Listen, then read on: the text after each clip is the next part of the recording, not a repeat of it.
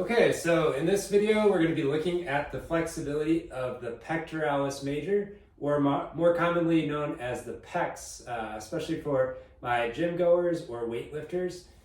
It's kind of this broad fan-shaped muscle that goes across from our sternum or the midline of our body all the way and attaches over onto the outside of our shoulder.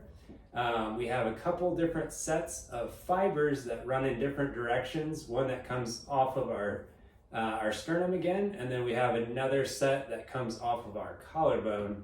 And that's important when we go ahead and assess the flexibility of the muscle, which a lack of flexibility or an imbalance in some of these muscles can be a potential source of shoulder pain. So for this particular assessment, we're going to need a flat, firm surface. I would also recommend grabbing a couple of towels, just kind of slightly folded up, that you can put in between your shoulder blades, and will help to elevate you off of the surface that you're working on slightly.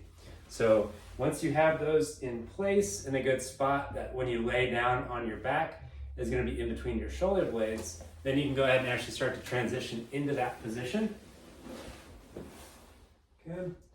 And again, we have the two different sets of fibers through the pec muscle, and we're going to assess them in slightly different positions. So the first one, we're going to come up and out to about 90 degrees out to the side, and we're going to go ahead and just let our arm drop down towards the ground. And if those muscles are flexible, we're going to be able to make contact with the back of our arm onto the table or the surface that we're working on. And then we're also going to assess the other set of fibers by elevating our arm up and above shoulder height from there. Again, the back of our arm should be able to touch the surface that we're working on without arching our lower back, which in this case it does too as well.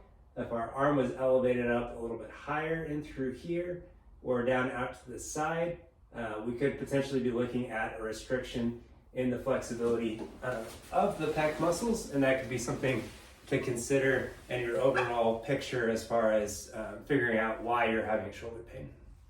And then of course you would go ahead and you could assess the same thing on the opposite side and look for symmetry, right versus left.